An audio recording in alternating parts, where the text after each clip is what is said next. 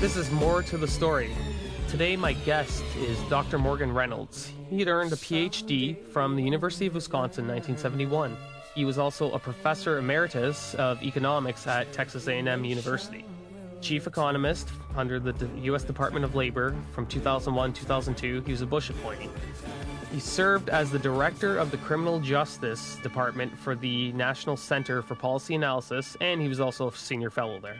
He was the co-author of 6 books and 50 articles he had published.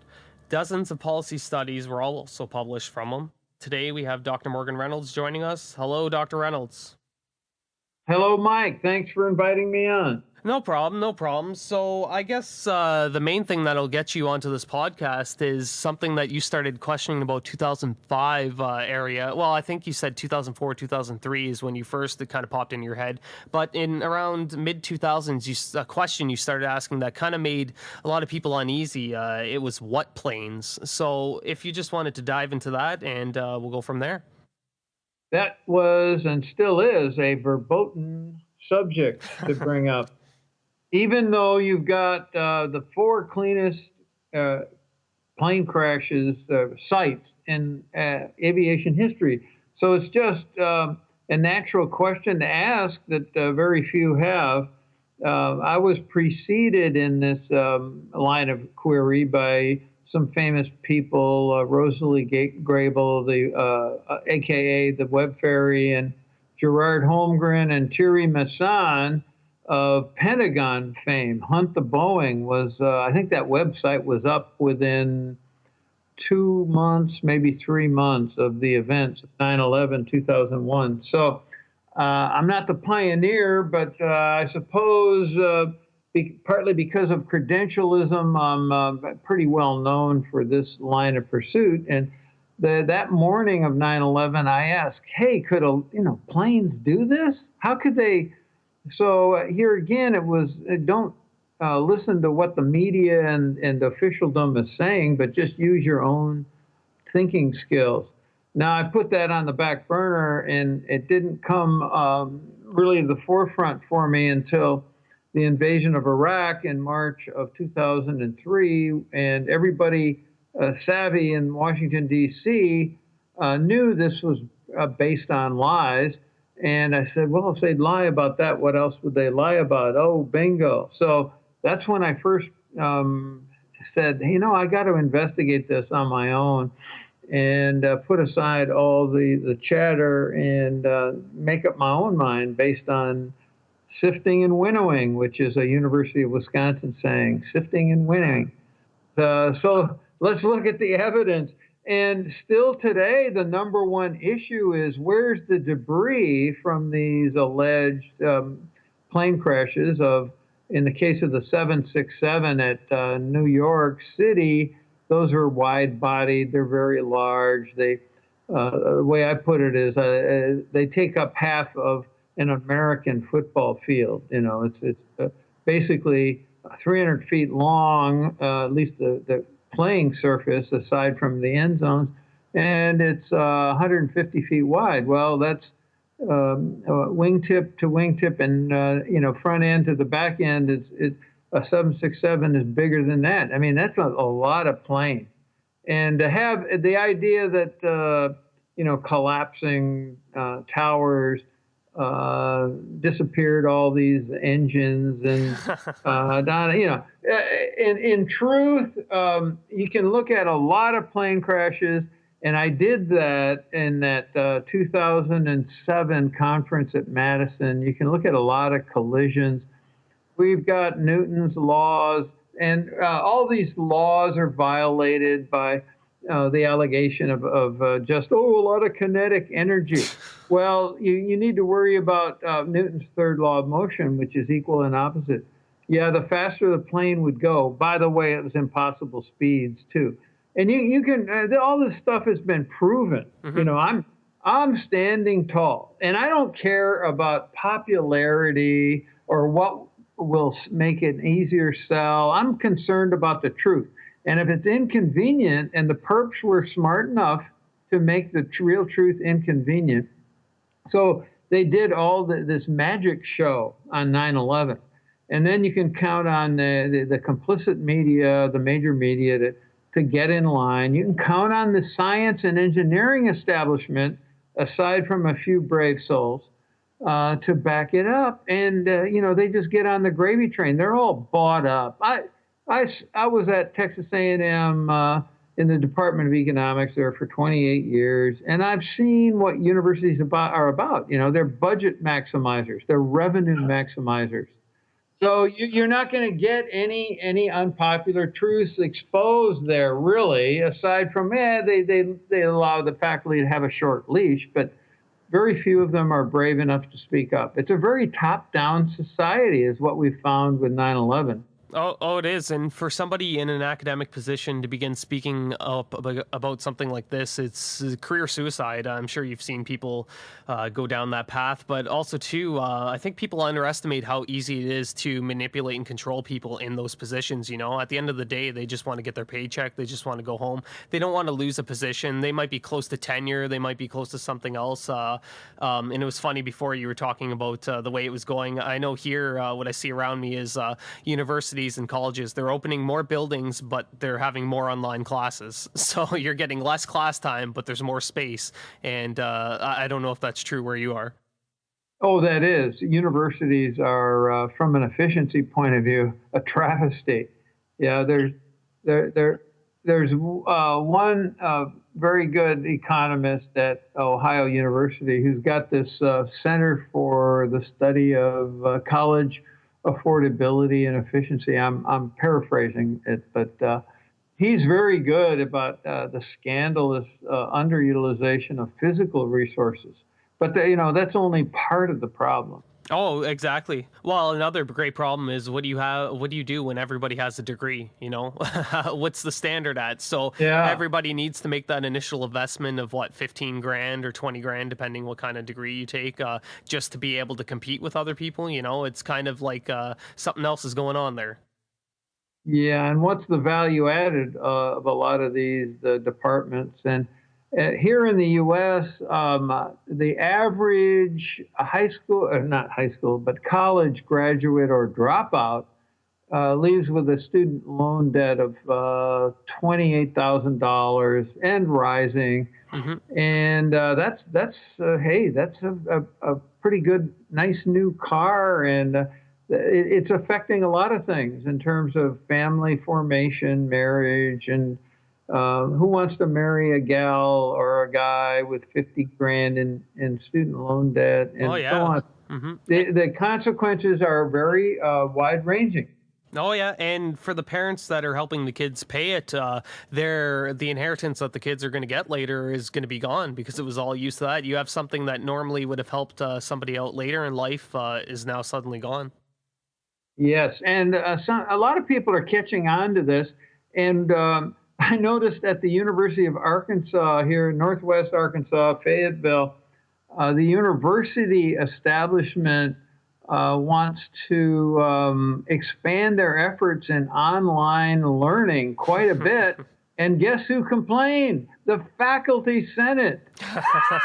They're dragging their feet real bad, but the pressures are building to be more market responsive. And hey, we've got technology that allows lots of innovations along this line. And here we've got, no technological advance in universities really since the Middle Ages. You're still somebody talking in front of you, and we've got printed books, and that's where it's supposed to stop. It's absolutely crazy what it's turned into, because it used to be a place where, it's gone too, where somebody could just go into a print shop or a metal factory and just be like, I want to be an apprentice. Can you hire me here? Train me. That's completely gone. You'll have to go to school now. You have to do all these other things just to be able to get that offer. In manufacturing, a lot of employers complain that the pool of talent isn't there at the front end because so much of it, it's not so much a beast of burden or doing routine things. You've got to be computer savvy, for example. Mm-hmm. And So that's not one of the many hidden problems that really holds back manufacturing. And I had a friend that was a recruiter for jobs, like he helped connect people, and he said that the biggest problem is lack of experience and overeducation. Yeah, overeducation. Yeah, yeah, kind of irrelevant, at least for production activity.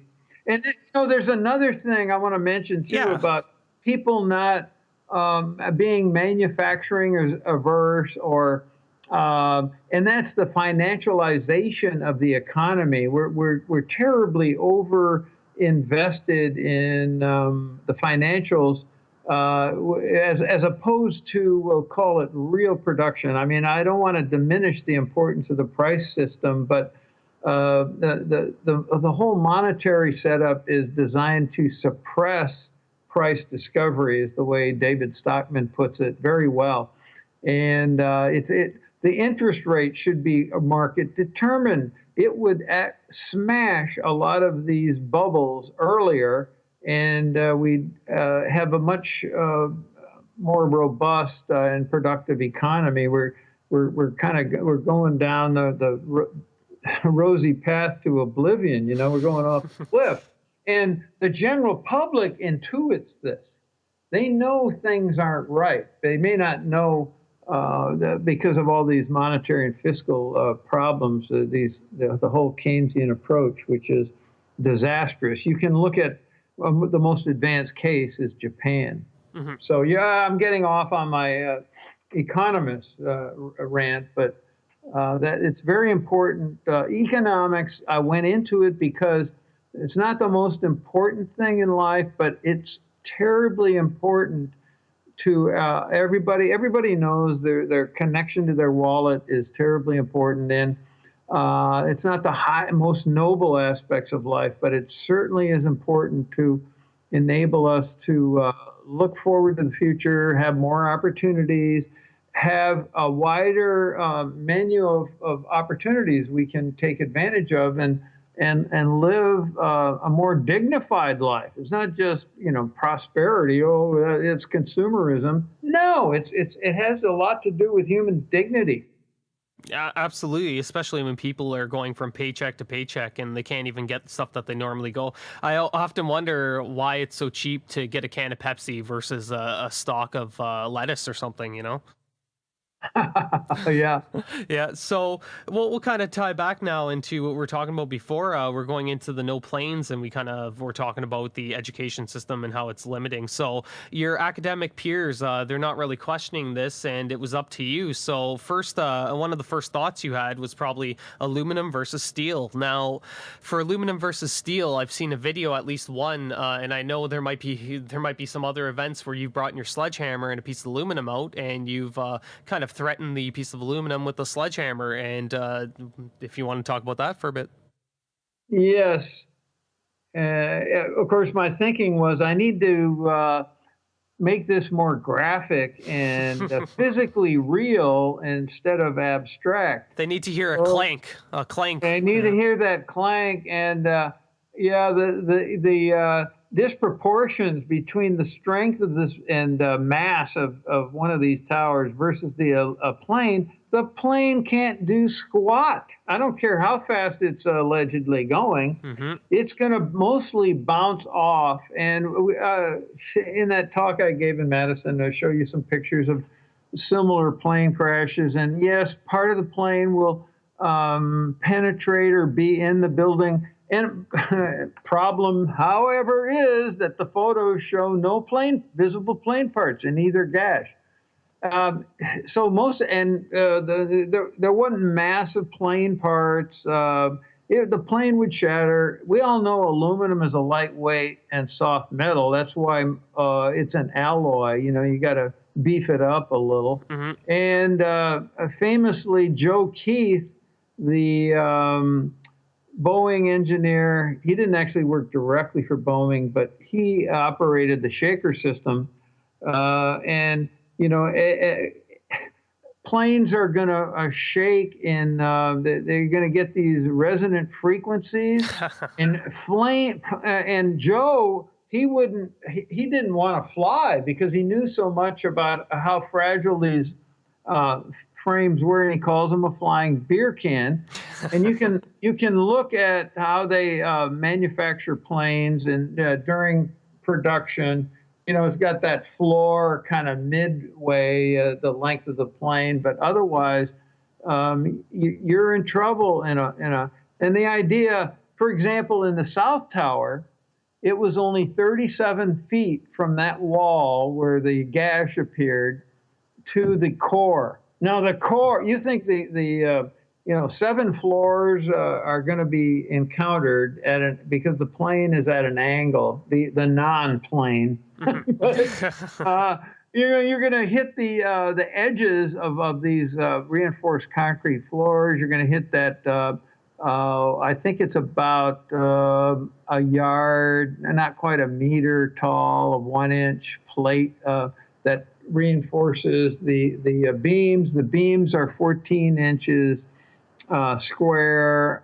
These beams are 59 on each side, and they're a meter apart. They're on a 1 meter. There's an awful lot of, and I did all these calculations about how much weight or mass you would encounter, and it's a complete mismatch. It's 1/10. Yeah. The plane is 1/10 of 1% of the 7 floors of the tower, and you're gonna, if the crash were real, you would have enormous parts. They'd be blocks away, but they'd also be a lot of it below the penetration point.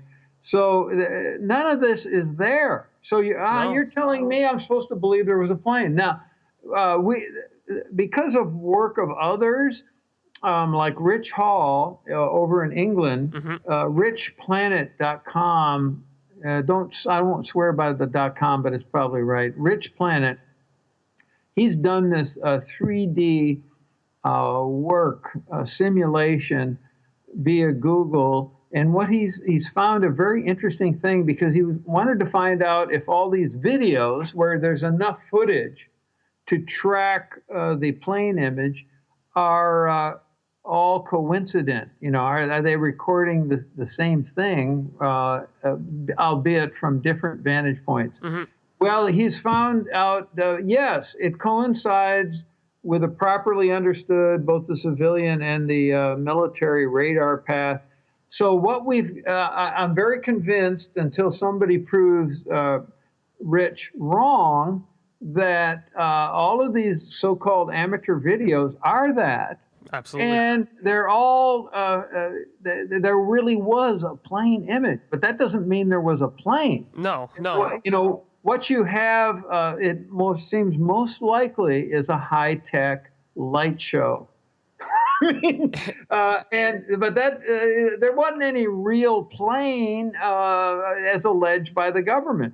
No, and Richard Hall did us a tremendous service by doing that, because it took him months, I believe he said, and I believe it because I've kind of looked into SketchUp. I downloaded that model. I looked around from it. He's got it. Wow, what a nice to scale model to have, just to look around in and move around in. But to do that and layer all the videos like he did and like he showed he did, that's a phenomenal service, and it took a while. So just so our listeners know, it wasn't an easy feat. It wasn't like load these videos into the program and it'll figure it out. He had to manually do it, and it took a while. Yeah, it's a magnificent contribution. And if I might move on to another one. Yeah. Rob Basalmo, who heads up the pilots for 9/11 Truth, got into a scuffle with Jim Fetzer here a couple years ago. And Basalmo won't talk to me. I would have loved to interview him when I was doing a once a week radio show. And when he was debating with Fetzer, or carrying on the two of them, Basalmo said, he will never admit to no planes. However, both United flights, 93 that allegedly crashed in near Shanksville, Pennsylvania, and Flight 175 that allegedly went into the South Tower, ACARS data, this kind of specialized airline texting system, proves that both of those were well west of where they allegedly crashed, well after they allegedly crashed. Mm-hmm. So we've got proof, and given the way the ACARS system works, we've got proof from the government's own data that their story about planes is a lie. And then when it comes to the American flights, of course, they weren't in the BTS data system. So officially, they didn't even fly. That is, Flight 11 supposedly went into the North Tower, and then Flight 77 supposedly went in miraculously into the Pentagon. You know, all defying physical laws here again. Yep. Yeah, well, the Pentagon one was probably the craziest flight path they could have come up with. You know, I don't think you could get any more obvious that that's not what a 767 did. You know. Yes, and you know, Hani Hanjour, who couldn't fly, was supposedly at the controls. Oh. And this allows me to mention another effort that I think has improved our understanding a good bit. And that is this citizens investigation team. Craig Ranke was one, and was it Marcus Aldo was his sidekick. Any rate, at great personal expense, they've done these interviews. And if you look at their work, you will be very convinced at how credible these witnesses are. And what they establish is basically that there was a flyby over the Pentagon by a large plane, and with an explosion timed simultaneously. So it flew over, and the CIT has all these interviews with witnesses that established that the flight path of this plane was north of the Naval Annex and north of the Sitco station, which would make this path of destruction in the Pentagon impossible. Okay, and so in other words, it would basically be coming from due west rather than from the southwest, as the government alleged, and they have this like 45-degree penetration path in the outer ring of the Pentagon. So this is very helpful, and then the data that they released from a supposed FDR flight data recorder was analyzed by pilots for 9/11 Truth, including a man I trust on this whole issue, John Lear, the distinguished pilot. They proved that this FDR data, it proves that the plane overflew the building by 400 feet altitude, and it has to do with complications we don't need to go into. But you know, the perps. Everybody says, "Oh, you know, the perps were so slick and da." No. With patient analysis and years of independent thinker researchers, we've proven that the whole thing is a hoax on a massive scale, and of course, it's still more than worth shouting about and making some more investigation progress, because the evil consequences of this put-up job are transparent every day, aren't they? I mean, just absolutely massive losses of life and civil liberties, expansion of the whole military intelligence industrial complex that President Dwight D. Eisenhower warned of many years ago. Yep. And on and on. It's just until we get to the bottom of this, we're in a kind of hopeless situation. Oh, absolutely. Well, I like to tell a lot of people, everyone that I come in contact with, that we kind of get on these talks about my kind of story there. I was flying home one day from Ottawa to the Sioux. Actually, sorry, it was from the Sioux back to Ottawa, and it was just a normal day or whatever, and I went through the screener and went beep. So the guy walks up to me. First off, he has a name tag. It's all in Arabic. He works for our CTSA, I think it's called, all in Arabic. He mumbles something to me. I couldn't hear hear it. He's clearly had an accent or whatever. He's clearly dark skinned. He wasn't from here, is what I'm trying to say. So he's mumbling, blah, blah, blah. And then I said, sorry, I can't hear you. And then he mumbled again, and I kind of picked it out what it is, but I kind of want to be a pain in the ass. And I told him, no, you need to talk into my ear, talk in my ear.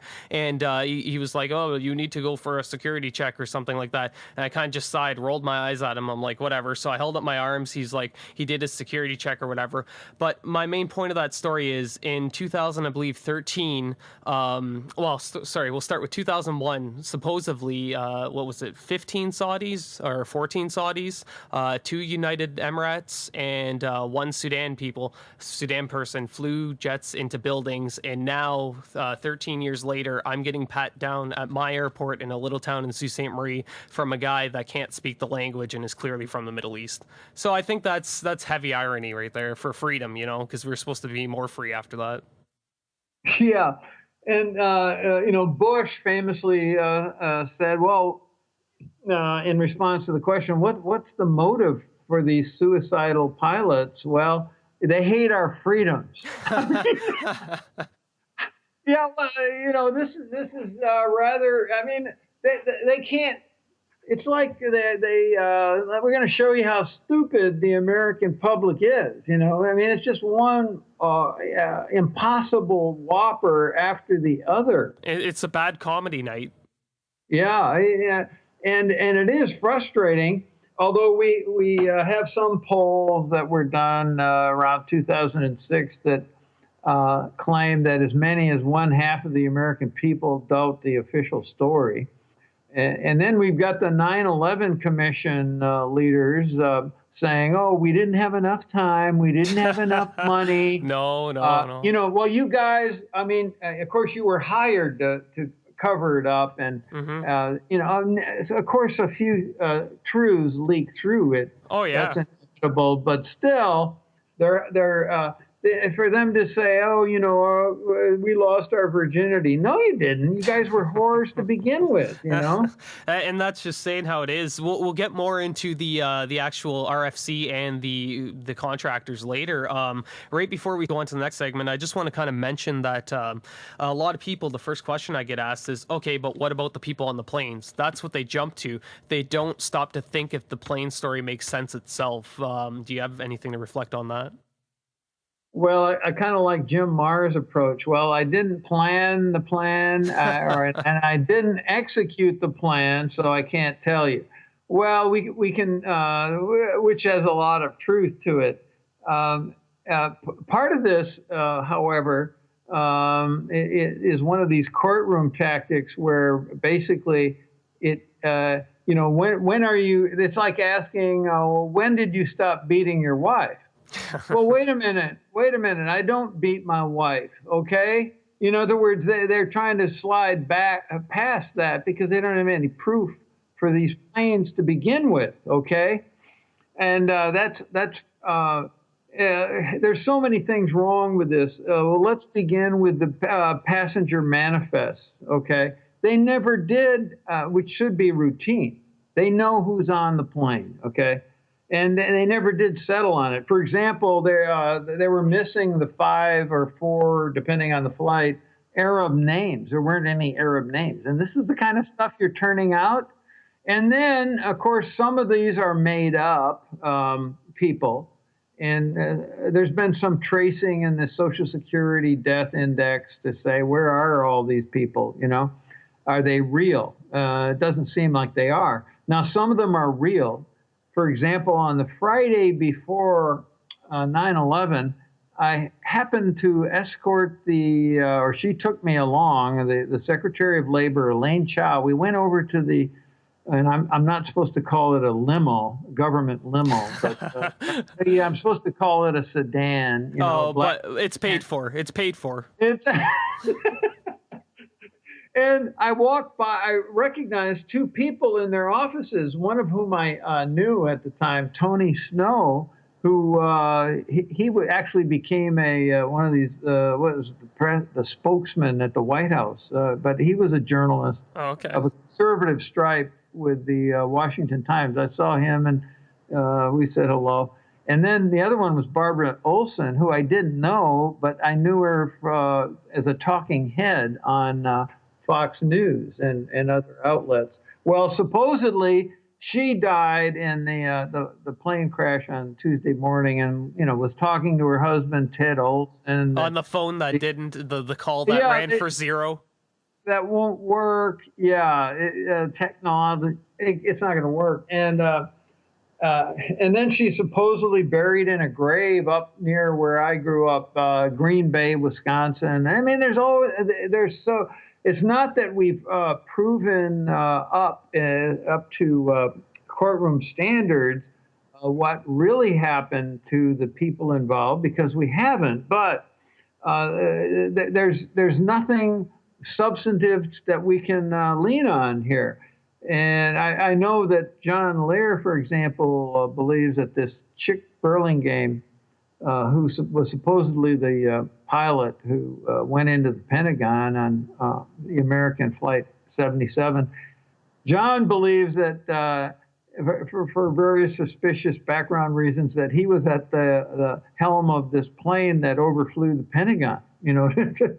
So, and then this guy's daughter died in mysterious circumstances. They said it was a fire, and her husband escaped, but she didn't, in an apartment there in northern New Jersey.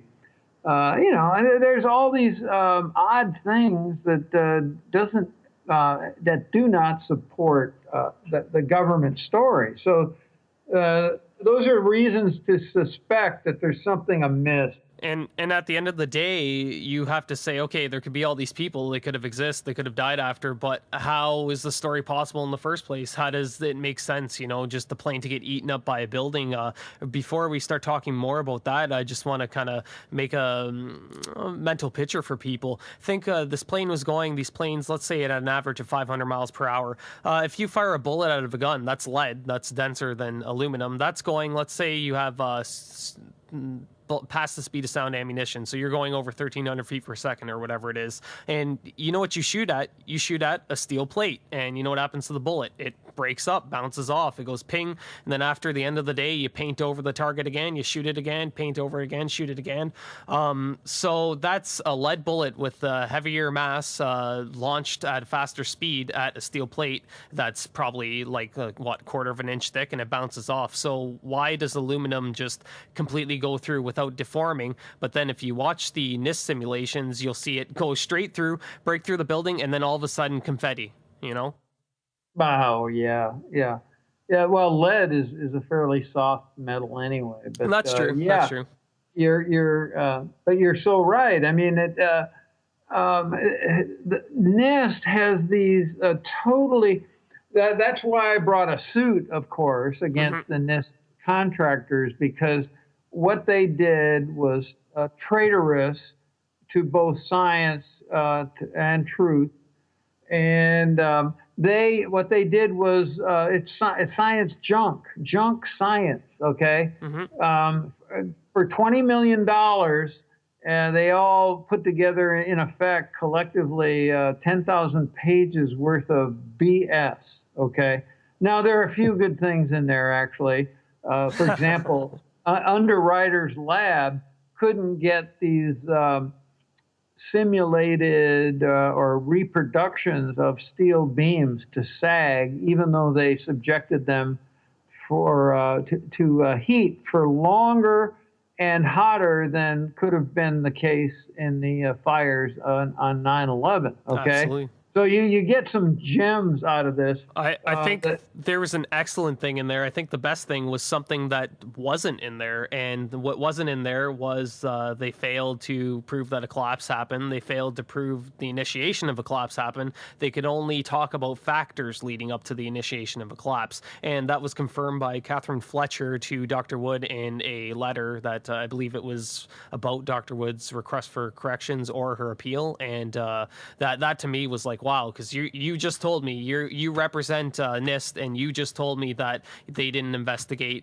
Not only did they not investigate the initiation of collapse or collapse itself, they barely did the factors leading up to the collapse. That's right. So they misrepresented themselves to Congress. In effect, they didn't. They took money under fraudulent circumstances because they didn't follow through with what Congress thought they were buying. And then the title of NC Star 1 was, what was it? The Collapse of the World Trade Centers or something. It was a long title, but in there it says the Collapse of the World Trade Centers. So how can you create a report and sign off on it when it contradicts? Yeah, well, they couldn't do what Dr. Wood did, and that is an honest, objective assessment, evaluation of all the evidence, and you put it together, and what, as Dr. Wood would say, if you listen hard enough, the evidence will speak to you. In other words, you don't have to make any heroic jumps to figure out what happened. Now, however, this is all in the way of propaganda. Well, most people are not going to look at this closely. Instead, they're going to, if anything, will know a few superficial facts. They'll know, like, oh, well, the government spent $20 million. I hired all these impressive scientists and engineers, and they produced a 10,000-page report. End of story. QED, right? No. It's a pack of lies. And then you look into the companies hired, the contractors, and conflict of interests all around the board. You know, I saw Boeing on it, and I'm like, wait, they made the jets, but I can understand how they'd be useful, but to give them that much power in determining what happened to the jets, isn't that a bit of a conflict of interest? Oh yeah, I mean, the most obvious ones directly dealt with Dr. Wood's suit against NIST contractors, because two of them really stick out. SAIC, yep, which is Scientific Applications International Corp., which was headquartered in San Diego. I'm not sure they still are, but at any rate, it's a top 10 defense contractor with, guess what, expertise in directed energy weapons. They don't exist. Oh yeah, right. Well, why does the Directed Energy Professional Society exist? Well, you know, it's funny. You look up that, and you look up their founding member, and it's ARA, and then you look at a silver sponsor, and it's SAIC. Yeah, ARA is also got directed energy expertise, and they're headquartered in Albuquerque, New Mexico. So here they are. You know, they are suspicious. They would be candidates, high-ranked candidates for suspects to have participated in the destruction of the World Trade Center. And then guess what? Well, they in any event, they know how directed energy weapons work, and they've certainly got expertise I don't have. But then they're hired to come in and look at what happened. You know, so. They know they're good candidates for the cover-up. Oh, absolutely. Well, another one that stuck out too that made me laugh was Skidmore, Owings, and Merrill, and their conflict of interest was they were awarded the contract for WTC-1 or One World Trade Center. Oh, for the replacement. Yeah, for the replacement. Yeah, that's isn't it fun? You know, that's been going on, as Webster Tarpley said, you know, back to Nero and maybe before. And in that the government creates the problem. In other words, there's a false flag operation, be a prominent example of that, creating the problem, and then comes up and say, oh, let me help you. Here, I've got the solution. And the solution involves a lot more money and power for me and my gang. Okay, let's hire someone. Oh, no, my buddies will take care of it. I mean, it's such a racket, and more and more people are finding out about this, fortunately, and this show is a good example of it, and the internet more generally, where they higher-ups, you know, the powers that be, don't have the control over opinion that they once had, even though they still retain a lot, but it's eroding. It's stuck at ridicule now. Now it seems like the final defense is, okay, they say something, you're a conspiracy theorist, don't talk. Yeah, they try to establish the boundaries of legitimate opinion, or it's amazing. And this goes back to something you mentioned earlier about the psychology that people have, and some are intimidated and some are worried about career suicide. But they've done these simple psychological tests with students. And I recall one, and I can't name the psychologist involved, but they would show students sitting around a conference table 3 lines. I can't remember if they were on a graph that they're vertical or horizontal. Mm-hmm. But you're supposed to pick out, let's say, the intermediate length line. This is real simple, okay? And they have one student in there who's an innocent, and then they'll have 4 students who are in on the plot. Mm-hmm. And they'll insist it's A when it's really B. And they will intimidate a lot of students. It's not that big a deal. I guess I'll go along with the crowd. So peer pressure is a very important factor in human behavior.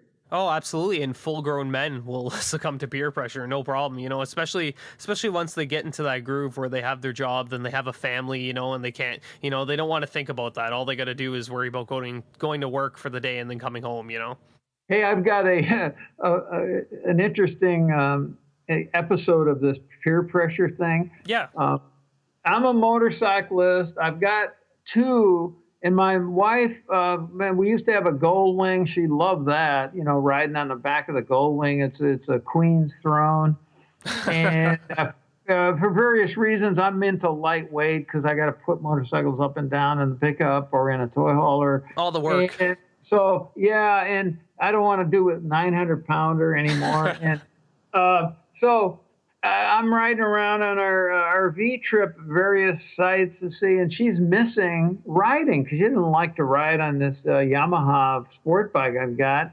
So she's got the money, and we bought a scooter, a maxi scooter, they call them, this class of highway speed worthy. This one's called a Yamaha Majesty. It's brand new. It's a leftover 2013. Got a good price on it. And she loves it. I call it Gold Wing Light because of the seat and the backrest.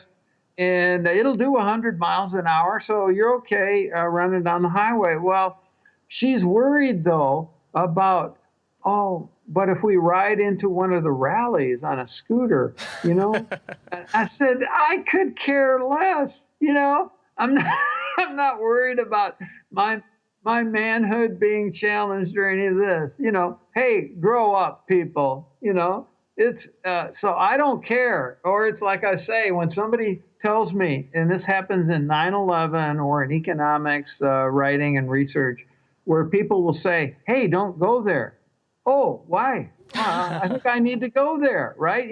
Some people are just got their own orbit and don't care a whole lot about what other people think. And I've always been that way. Some people have a bad attitude, and I got a bad attitude. Absolutely. Absolutely. Well, I know for myself, when somebody says, if they say don't go play in traffic, I'm not going to go play in traffic. But if they say, oh, no, don't go in there, that's all garbage. Well, if it's garbage, I got to see it for myself. I got to verify. That's kind of how I got started on everything, just questioning everything. I was always had a nice little distrust for the authority, not really authority figures, but powers that be. You hear what older people said around you, and you kind of pick up stuff here and there. But it wasn't until after where I really started questioning it. And again, I kind of faced, I guess, that kind of scenario where people were kind of uneasy about it, and you just have to do, if it makes you happy, do it. But in this case, it's the point where you have to get the information out. It's not something where, of course, I'm not going to be talking about crazy, kooky things. I'm not saying that any of the spiritual side of anything is true or false, but I kind of always stayed away from that. Even when I was looking at stuff like UFOs and stuff like that, I always stayed away from that. That wasn't doing it for me. However, I came across information that was verifiable by myself. Anyone could go and do it, and I felt that I needed to spread the information, which is kind of what got us here. Yeah, and I go back to the internet again. If it's known, you'll be able to find out on the internet. Now, it's true, there's a lot of nonsense there too, but that's part of life.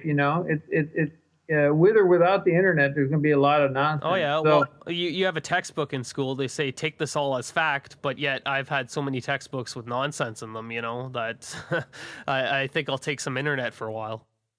Well, you and many other young people give me hope that better days will arrive, and truth will out.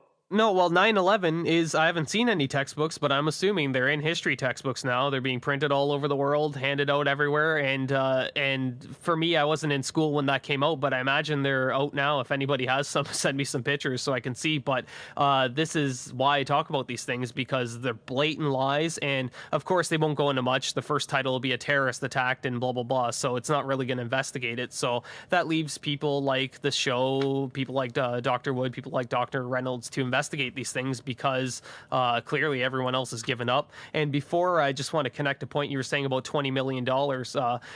Dr. Wood's book, the production, didn't quite cost $20 million, did it? No, even if we valued her time at $100 an hour, she wouldn't even come close to like 700,000-800,000. She wouldn't even come near it. Yeah. I mean, it's a very good point.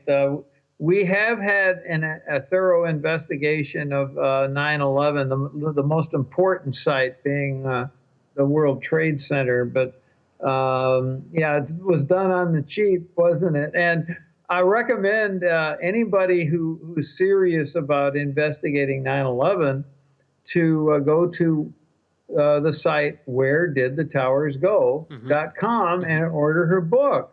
Absolutely. It's not available in an e-form, but it's available in a beautifully produced 500-page glossy, lots of pictures, diagrams, a very thorough scientific tour that most any intelligent person can understand without the benefit of a serious scientific background. It's just a magnificent piece of work. And I'm proud to say that the first few years I helped her out. We talked nearly every day, and kind of the format was, looky here, look what I found, and then she'd bounce it off me, and then I can't remember exactly how we would write it up, but at least at the outset, I was the better writer, and but it was just it was so much fun early on, and then really the last half of the book was on her own. She could fly high without my help, and it's just feel like a dissertation supervisor with a brilliant student who just knocked it out of the park. I mean, it's the book of the decade, Oh, absolutely. And it's quite a book. For people should have it, because my problem was I watched all the specials I could find. I downloaded so many audio things, but I needed something in my hands that in case people brought it up, or something that I could bookmark, something that was,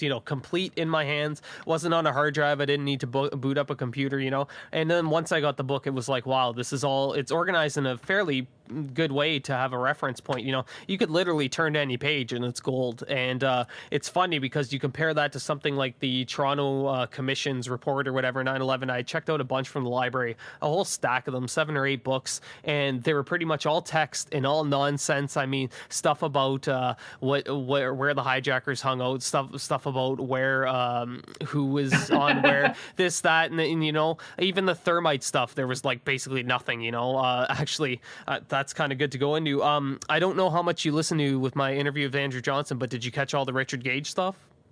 I need to go back and do some more work. I was into it for about 30 minutes, and I love Andrew and his work, so I got to go back. But tell me more. Okay, so basically, Richard Gage, he came on to Reddit. Reddit's this it's like a message board online, but it's more set up like a website, like a Tumblr. So various people in the community vote stuff up and down, and it gets put, but it's pictures, it's links, stuff like that. Then they have what it's called subreddits, and there's sections of this website that are dedicated to a specific thing. So this happened to be the conspiracy subreddit, and Richard Gage was doing an AMA. An AMA means Ask Me Anything. So he came on, and I worked out this long thing. There's links everywhere. You guys can see it. I had a bunch of parts to the question. He basically kind of told me, first of all, he linked me to the Architects and Engineers FAQ site, and some people were kind of like, you come here to do an AMA, and you link him to another site, and then people were like, can you answer his question, blah, blah. So he eventually got to the point where he's like, okay, which one? And I'm like, go ahead, pick anyone you want. Then he's like, well, you pick one, because I don't want to be accused of not picking or whatever. So I picked the lack of sound point, and I kind of basically was saying how when an explosion happens and it breaks the sound barrier, which it does, there's no avoiding it. You're going to get a loud bang. Why can we hear people's voices on the street while WTC7 is destroyed? And in his explanation, he was like, well, that's a good point. And he basically said that he inferred, I don't have the exact quote right in front of me, but he said that perhaps a form of thermite that was used that converted more energy into heat and light rather than wasting it on sound. And he actually wow. And it's like, Richard, that's not what happens with an explosion. It's unavoidable. The air comes back together. You get a clap. It clips the microphone. And these explosions. So even if it was that, where's the heat and the light? I don't see it. I see a little bit of red stuff dripping. I don't see much else. So that was a major thing of starting this podcast, because I'm like, wait, this person is an Architects and Engineers for 9/11. He's the founder. Also, too, I found out a guy confronted him. The guy said, well, I heard that you make about $100,000 a year or whatever, 80 to 100,000. And he actually answered it. I was surprised. And he said, yes, I make a varying salary from 80,000 to 100,000 a year. But this is my life's work or something. And it's kind of like, okay, well, fuck. If Judy... okay. In other words, he draws a salary for the organization, Architects and Engineers, huh? Oh, absolutely. And he confirmed that he makes 80 to 100,000 before taxes. He didn't mention anything about expenses paid or whatever. But he draws a salary, and $100,000 a year is nice. And I've heard him in one other interview where he said something. He's like, I spend 40 to 80 hours a week, whatever. But like I said to Andrew, I do this on my own. I do it for free. I'm not looking for money. Dr. Wood's not looking for money. I mean, just to cover costs of books. Same with Andrew Johnson. If you want a physical book, same thing. You got to pay costs. It's unavoidable. But and this guy's getting paid $100,000, and this is the bullshit he comes up with.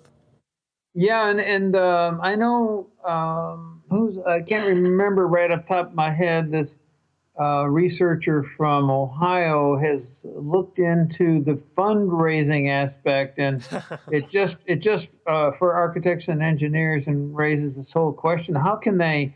Where are they really getting their money? It wasn't obvious. It wasn't easy to track down, is what I'd say. No, and the guy, he confirmed to us that he does make that amount, which I thought he just wouldn't answer that question, and he confirmed. So what must be going through his mind? Well, they are a good example of what V.I. Lenin famously said, or at least it's a cliche, and that is, we shall control the opposition by leading it. So you can't just look at, here comes some people that are 9/11 truthers. Mm-hmm. Well, are they gullible sheep, or are they wearing a white hat and they're really black hats? What's going on here? You've got to separate out the people who are doing honest work and good work from those who are misleading. Now, Richard Gage is a dishonest person. Mm-hmm. He is a phony baloney. You cannot take Building 7, for example, and say, well, this is a controlled demolition, because there are too many facts that falsify that proposition, and he's smart enough to know better. For example, the seismic equivalent was 0.7, mm-hmm. which is less than a jackhammer trying to break up some concrete. And here you've got 240,000 ton building.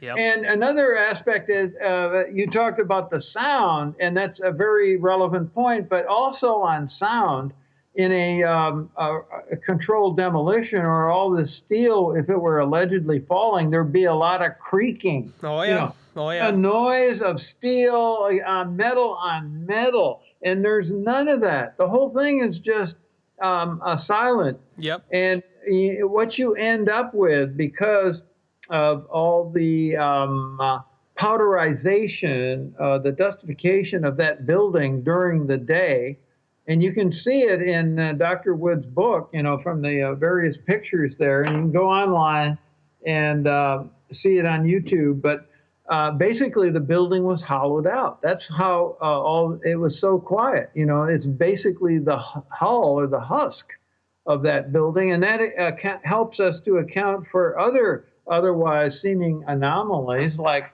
the small amount of material that was left, and the fact that It didn't spill over. virtually nothing, the adjacent buildings were little harmed. Well, it's amazing too. Before we start talking about that, I'll just mention that Richard Gage, he's an architect. He worked in San Francisco or whatever. And when he was asked about the seismic data for 9/11, he said something about that wasn't his area of expertise. Well, how is he an architect in San Francisco if he doesn't know how to interpret seismic data? Yeah. Somebody was insulting, what's an architect? It's a guy with some blueprints and an interior decorator's certification. but yeah, obviously you need structural engineers and the like to deal with earthquake-prone building. But still, yeah, for him to plead complete ignorance and it's outside my area of expertise is come on, you can't be serious. That's why I was careful with what I said to him, not to mention Dr. Wood or anything that was close to her name or kind of hinted right at it or directed at energy, because I saw the way he deals with people that say that, like Abraham Rodriguez and some things even on that message board, the way that other people dealt with that. So I really had to focus and make sure there was nothing about that, because I didn't want him just to pawn it off, just to tell me to go somewhere like he tried to and look somewhere. And it's amazing what there's also something else I'll mention about him real quick before we go. There's one girl that posted, and she posted, "I don't have a question, Richard, but I want to thank you so much for doing this." This is paraphrasing it. And then he posted after, he said, "Hey, Emma Williams XXX," that was her name. He's like, "Are you single?" Smiley face. What? Yeah, I have it right here. It's saved. Yeah. I understand, like I told Andrew, I understand liking to joke a bit, but that's just borderline creepy, and this is too important to joke about. But yeah, he literally said after she says thank you for whatever, he said, "Hey, Emma Williams, are you single?" and I have that screenshot of that, and I'm pretty sure it's still up in the AMA. So these are the type of people that are leading the circus. You're never going to see Mike Sacchetta on the street in a trance with Alex Jones yelling about 9/11 to a news reporter. That's just not who I am, and that's not the way I feel things are going to get done. Things are really going to get done by communicating with people like yourself, like Dr. Wood, like Andrew Johnson, and kind of building a network like that, without being in a specific group. Andrew Johnson and I were talking about kind of the dangers of getting rallied up into a group. Actually, if you want to talk about that for a bit, because you had the same experience, you were part of the original Scholars for 9/11 Truth, I believe, and you started noticing that there was some fishy things going on. In fact, I did an article early on that's on my website where I drew a parallel between what George W. Bush was saying and what a lot of people in the 9/11 Truth movement were saying. And that is, they keep using the word unity. Unity, right? Well, let's gather together and behind what flag? I mean, what's in the Constitution that we're supposed to pledge allegiance to? I'm in favor of a more competitive world of independent thinkers. And yes, if we arrive at proof for various propositions exposing the government's lies, we can all sign on that. But come on, there's going to be dissenters, and it should be allowed. I mean, it's a free field, and no favor is what we should be behind. So. Yeah, and now when it came to the Scholars for 9/11 Truth, we had the parting of the ways between Fetzer and Stephen Jones, and trying to sort this out is, I just end up saying whether you're well-intentioned or not is a secondary to whether you're actually advancing the truth or not. Okay, or wasting time. Or wasting time by immersing us in these mud fights. So, sometimes you've got to. I did one essay where I said I headlined it "Fed Up with Fetzer." It's just you end up saying, "Oh, come on now, this is just childish stuff," So go your own way, but have your ideas tested and make mid-course corrections where needed. If somebody finds out, hey, here's some convincing evidence that you were wrong on this or that, and hey, I've changed my mind. For example, one of the early things I put up about the South Tower when I'm trying to figure out the plane thing, because the government story is a fraud, and that is, I thought, I came across this technology that allows a plane to just turn blue, sky blue on its underside. Okay, it's a very expensive thing, and was very inferior technology to putting up a holographic type image. Technology I don't have the details on, but a real plane which could do a flyby and then coordinate very much like the Pentagon in terms of some kind of destruction that creates a gash in the building.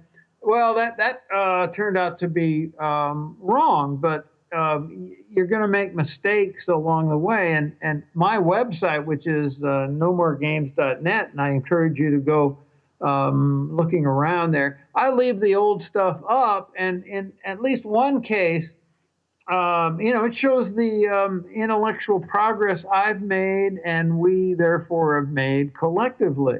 We learn as we go. You'll be accused if for taking them down. If you correct yourself, you make a mistake, and then you just want to fix it. You have to leave that old stuff up because you'll find somebody there that has it, and then they'll stick it right in front of your face and say, "Why'd you delete it? You're a psyop." Yeah, which is fine. I mean, it's not, so, it happens. Yeah, why bother since you can be caught up as if you're trying to cover up a mistake you made. Yeah. Yeah, for sure. So we'll flash back to the RFC right now.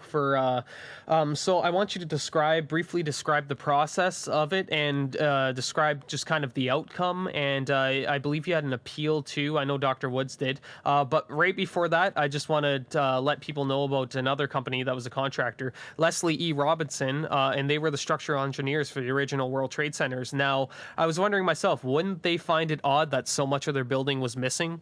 Because they had to be involved in some way in the cleanup, I assume. Because, hey, if a building collapses, I'm going to want those guys to know where things, how to take it apart, the remaining parts. So, if you just want to reflect on the Leslie E. Robinson and then kind of go into that. They would be culpable here in that they know better. They're not part of the gullible or ignorant public or psyoped by the media. They know exactly how many pieces are in there. I calculated myself those prefab units on the outside. You have about 5,700 of those prefab units between the two buildings. Where are they? If you look at the overhead pictures, count me 5,700. You're gonna, it looks big when someone's standing next to it, but that's one. That's so Leslie E. Robinson should have said, "Hey, we used to have 5,700s of these prefab units. Where have they gone?" Right, and people that morning were just, you can see it in the pictures as Dr. Wood points out. Oh yeah. They just their mouth is agape. It's like these enormous towers, and they're gone, and there's hardly anything left.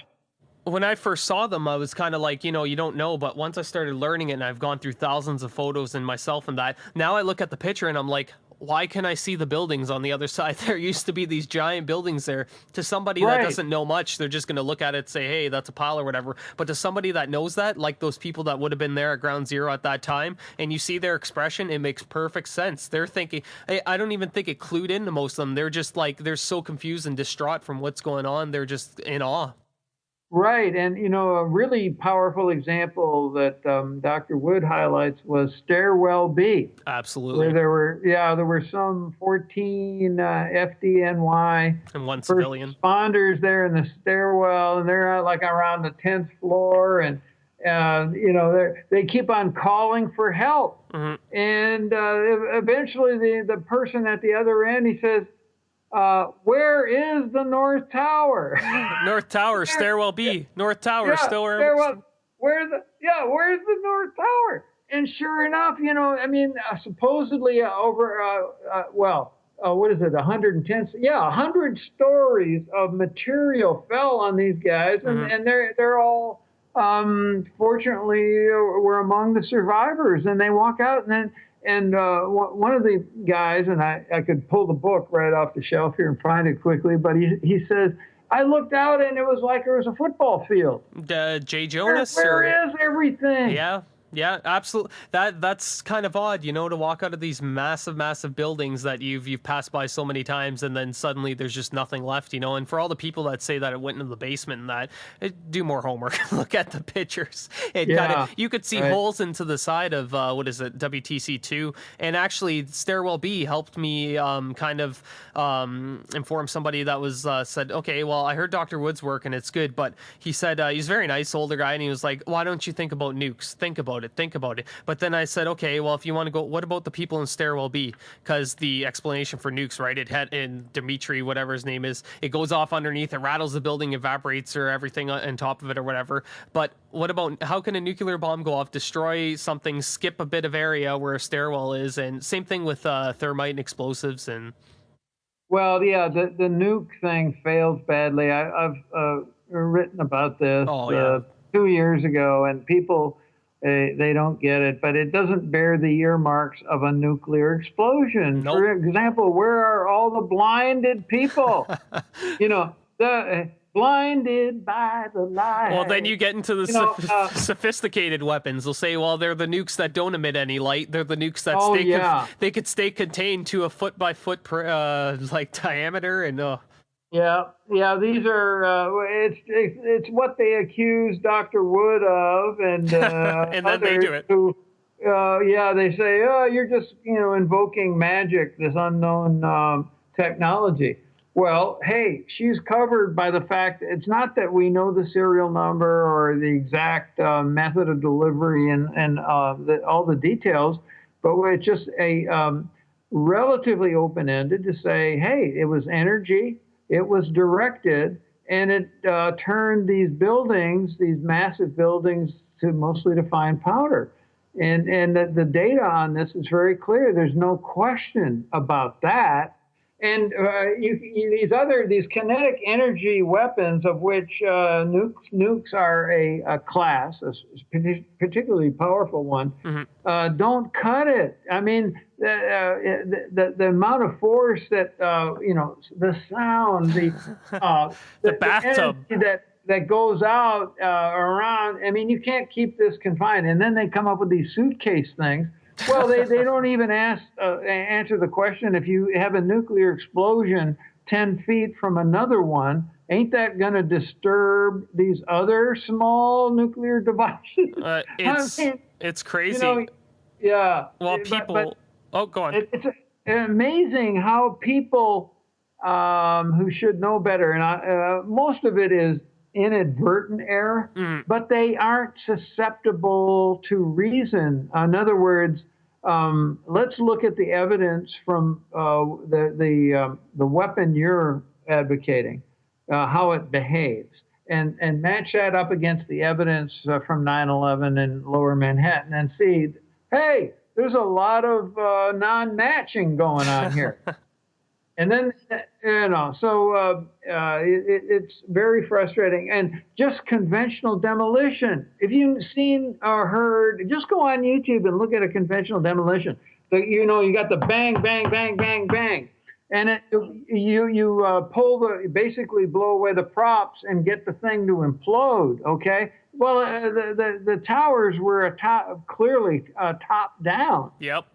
And actually, it's funny that you mentioned that, because I don't know if I mentioned to you, but I had the unique experience of being on the front lines of a controlled demolition here in when was it, July, I believe, early July, and it's night and day. It's night and day between what happened at the World Trade Center site. Just first off, the explosions are sitting there waiting, and it's boom, boom, boom, boom, boom, boom, boom, boom. You feel it right in your chest, your teeth even rattle a bit. And first, also too, I was able to see it while it was getting prepped, and they absolutely tear everything out of those buildings, because anything could be a projectile. I saw this one from a British one back in the 90s, and it was an explosion, and all of a sudden this rock comes hurtling. Somebody just happens to move their head, but I believe a little girl died, and she was hit in the head by debris at this botched demolition. And that was debris. It was completely cleared the building before, but anyways, the one that I was at, everything is out of there. There's windows still left on some floors, but they got the rest of it, and because they can't risk it, and it's not something where you're like, hey, the guy next to me didn't hear a controlled demolition, but I did. No, it's going off and it's there. And another really cool thing about it is I had a picture at the site. It was August, and I believe it was only about 18 degrees Celsius outside, or 17, so it wasn't that hot. It was an August night around 7, and a earth moving equipment, I think it was an excavator, it was on fire. Because it probably exceeded the temperature limit, and which is hilarious. It's like, I have the pictures. This excavator is on the middle of this rubble pile, clearing this controlled demolition site, and it's on fire because it got too hot in the day there, and the machine couldn't handle it. So how is this machines that we see at the World Trade Center site? How are they lifting out these glowing beams with the beams being that temperature that they need to be to glow? Oh yeah. That's the issue of these hydraulics would be boiling. They wouldn't work. Yeah. The whole machine would seize, and the people would be cooked. And two, the most notable thing is, I have pictures from the demolition that I was at. Those floors are all stacked up on top of each other at the back of the building, and there's chunks all over. Everything's in chunks. There's it's not like there's just like one little chunk here, one little chunk. No, it's all in chunks. There's rebar everywhere that looks like it's been broken up by a demolition. Not that it's weird, twisted and stuff. Steel is everywhere. It looks nothing like the World Trade Center site. Yeah, so where are the 110 floors from each tower? It's just they would be stacked up even if you filled the basement, with 7 floors of these crushed. It's absurd. You're still at 10 or 12 stories, I believe, then, even if you fill up all the basement. Yeah, you would have, from the usual compression of air out, and a fine collapse, you'd have a minimum of 13 or 14 stories of material, that was all compressed together. So, and there's so many, reminds me, one thought leads to another, but please read Where Did the Towers Go? Yes. For everybody, please read it. Look at all the other. I don't know what page it is, but she has a chart, I believe, in it that just talks about the traits seen at the site versus what you would see in normal controlled demolitions with thermite, with nukes, blah blah blah. And the only thing that is good all the way through is the Hutchison effect. It's not that one day she was lying in bed and she's like, "Oh, there's this cool guy that uses this stuff. Okay, that's what." No, it's because all these all the characteristics that John Hutchison has been able to replicate in his lab over and over and over again are seen at the World Trade Center site. So one has to connect them both. How could we ignore that? Right. So, this is interferometry of electromagnetic spectrum. And he basically started off with, let's see what Nikola Tesla was doing here. And you get these, quote, anomalous, unquote, effects of, a melding of metals and levitation, Yep. And so there's, one of the frustrating things here is that the perpetrators used exotic means and then propaganda to help cover up their crimes. So the methods of destruction at the World Trade Center, intelligence services and the military knew around the world right away what this meant. It basically said, hey, look what we can do. Look at what our new gizmo can do, and we can use this on you, okay? And, be afraid, be intimidated. And the same with the whole plane story is just, such a bag of BS. It's amazing how this is beyond polite company. It's just ridiculous. Oh, absolutely. Wait a minute, folks. No, and people get fed so much garbage that they just don't want to look into it. They get fed so much trash that they're just confused. They're frustrated. They're like, you know what? It's just better if I just sit on the sidelines, don't think about it. And that's exactly what ends up happening. Right, and it's culturally devastating, as Professor Eric Larsen has complained in multiple books now. It's very corrosive because the intellectual community is living a lie, basically. They won't go there. So it's very traitor the treason of the intellectual. So it's just. I mean, here it goes back. I'm repeating myself, but it's remarkable how this has exposed what a top-down society we've become. Absolutely, absolutely. So we're going to wrap it up soon. I want to cover one more thing with the request for corrections that hasn't been mentioned a lot. So the dismissal of your request for corrections, and I believe, did you do an appeal? I believe you did, right? Okay, it's basically, and this was, my attorney was Jerry Leapart. He's a brilliant guy. Yes. And he did 3 9/11 suits. One was with Ed Haas of the Muckraker Report. That involved NIST dragging their feet on WTC-7 investigation. And then Dr. Wood's suit, which could be called the DEW, the directed energy weapon suit. Mine was basically a no planes complaint. But first of all, what you do with the procedure, this is back in 2007, so it's not fresh in my mind, but basically, I've got quite a bit of material on my site about it from the filings in the courts to my answers to Judge George Daniels, who was an embarrassment to the legal system. But you almost expect this. But first of all, dealing with NIST, you can file a request for correction. Under the Data Quality Act, the government's supposed to be putting out honest stuff, okay? So I basically complained about how the evidence isn't there for the planes and so on. And then when they answered me in a 3-page letter that was remarkable for, take my word for it, we've adopted the best simulation methods. See the commission report. Take my word for it. I'm not taking your word for it. You offer me some proof.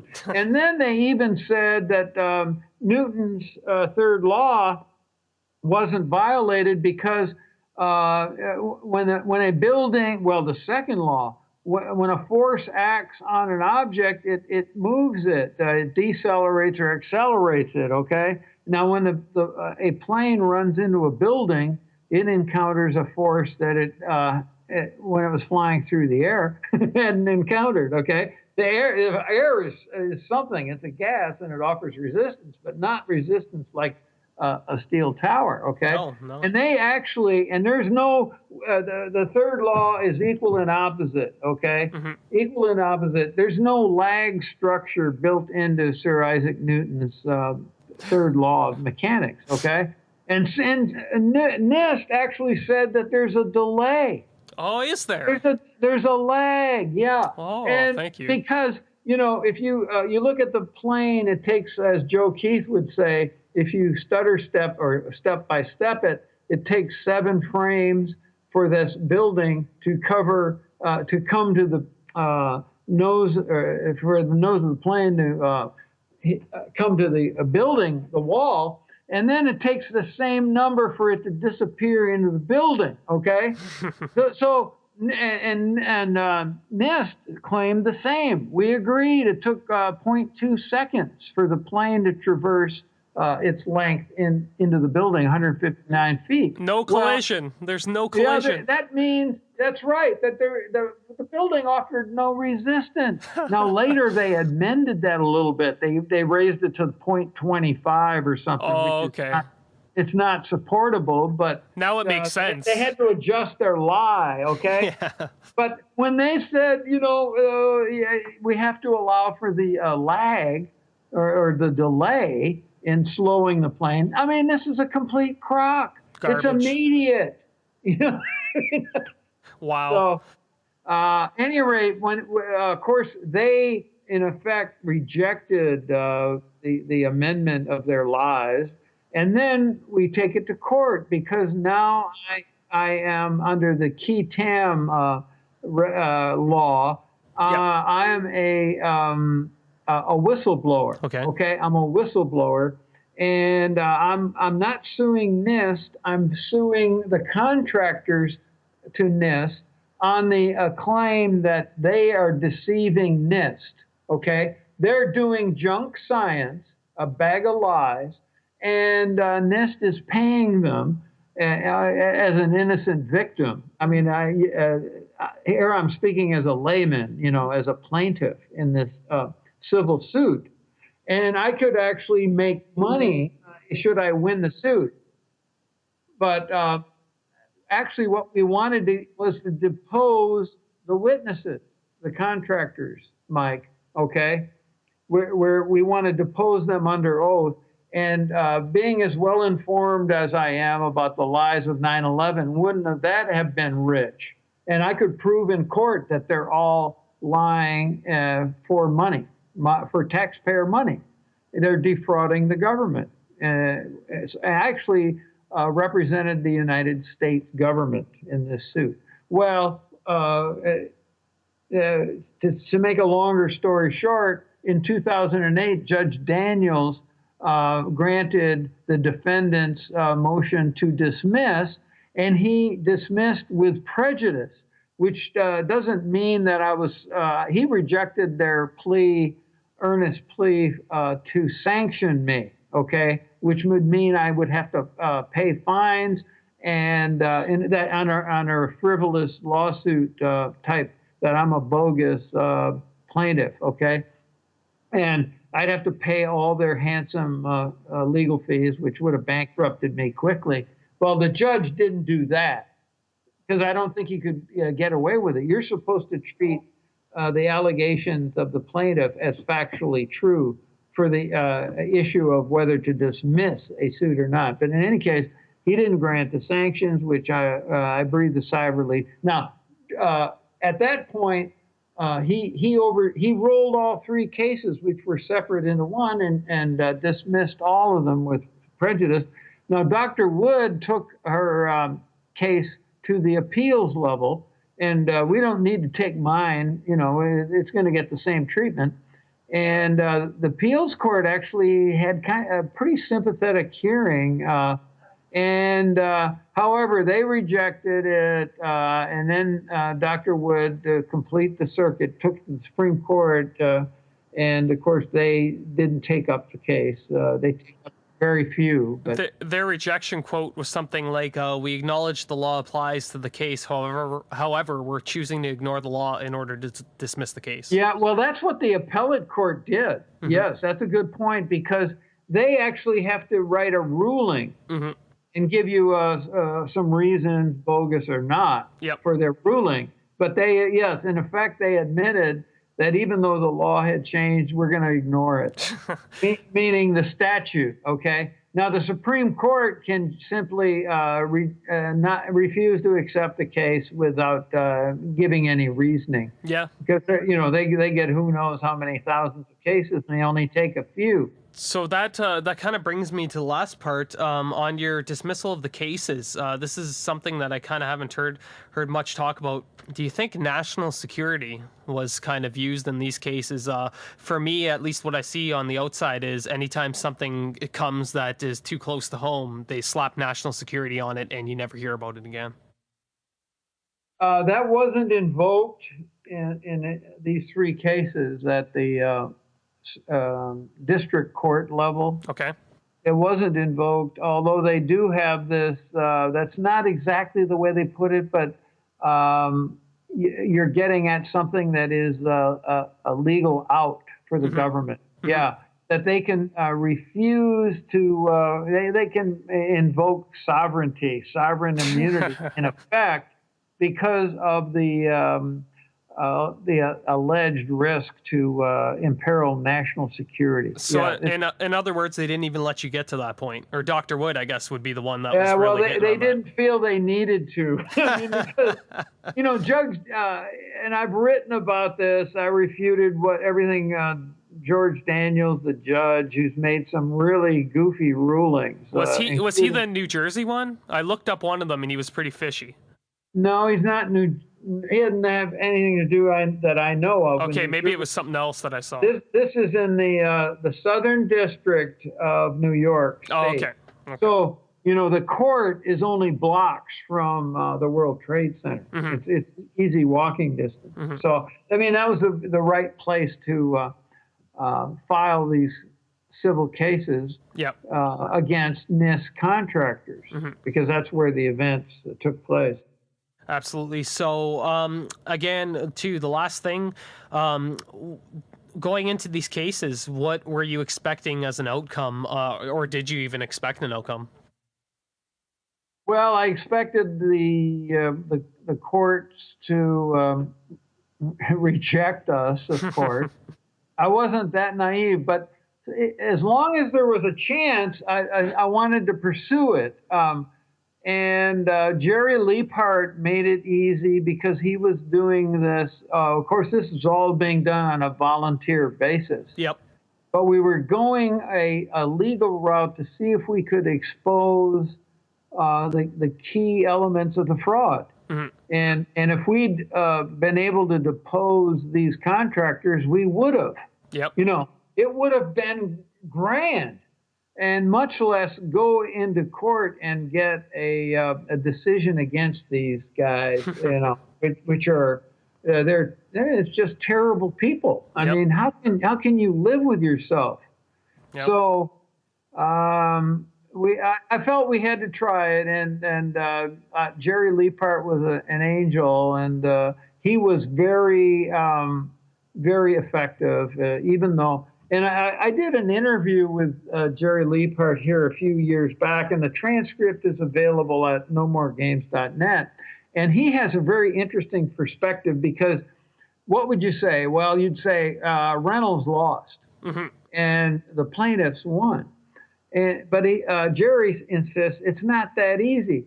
He's proud of it. It's on the record. And that's a very good point. And we made the effort. It was like the San Antonio Spurs. I was listening to Coach Greg. Oh, gee, what's his name now? But in any case, he played the woeful Philadelphia 76ers Monday night, I guess, or Sunday night in the NBA. And the Sixers are 0-17. They haven't won a game.